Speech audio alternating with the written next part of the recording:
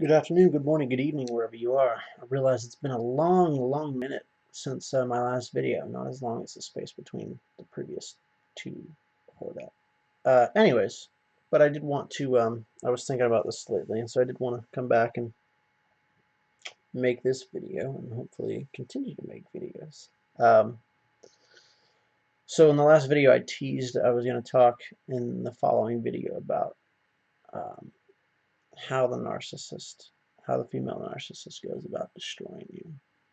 And I believe I touched a little bit on it there. But I was going over this with my therapist the other day, and I'm going to share some of that and then kind of riff on it from there. But you have to understand that the narcissist hates herself. Narcissists hate themselves.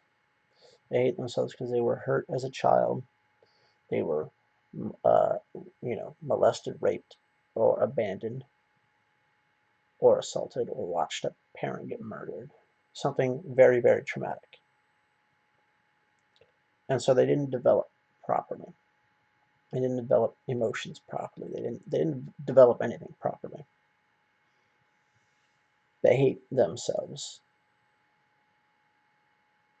because there was an abandonment when they were young, or a molestation when they were young. So they hate themselves.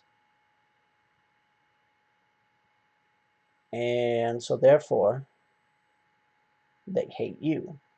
They hate you because you are a human being. And by that I mean you're someone who developed properly.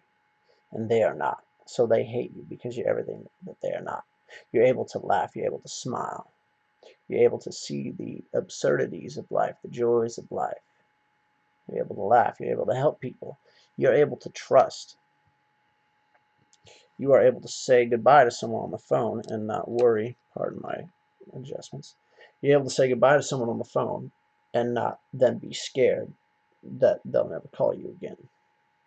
The narcissist doesn't have that. They can't hang up on the phone without being scared to death. They can't laugh at the absurdities of life, of our cosmetic human differences. Excuse me.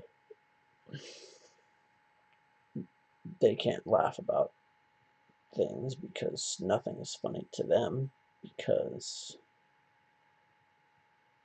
life is really awful to them, because they don't have a self. They never grew up properly. And so they put that onto you. They hate you. You're a bad person. You're a shitty person. But everything that they ever say about you is really how they feel about themselves. They live in a fantasy world. They don't have the ability to reason. They don't have the ability to separate fact from fiction, uh, feelings from facts, and fantasy from reality. You can say to them, well, that's a flawed perception of things that you have. And they'll say to you, no, you're a flawed person. And you weren't talking about them as a person. You were talking about the way that they were perceiving something. You can say, hey, when you say things like that, it makes you seem less intelligent than you are. And they'll say, no, I'm not stupid. Well, that's not what you said. You didn't call them stupid. What you said was that the way that they're presenting themselves makes them appear less intelligent than they actually are. You didn't call them stupid. What you said was, you're smart, but when you say things like this, you come off as fear-mongering and what have you. The narcissists, they live in a fantasy world. And so everything you are, they hate. So they have to take that away from you. Their ego never properly developed. What is ego? Ego is your self-esteem. Ego is what drives you, your driving force. So my driving force is language, is talking to people. Human connect. I know this also. I mean, frankly, that's the human ego, is talking to people, connection, human connection, interaction. But my particular brand of ego, what drives me, is the belief that we can all connect with each other. It's really not that difficult. That's my belief. I mean, I'm not naive. I know that there are certain things that words cannot be had over. If someone says, I'm going to fucking kill you, you can't talk to them. You could, however, tell them what a nice day it is outside. That might work. But I believe that you can connect with people you can connect with anyone, even on the slightest level. And the narcissist, and I believe in putting facts over feelings. The narcissist, not only do they not have the ability to put facts over feelings, because they're just they're just all emotion,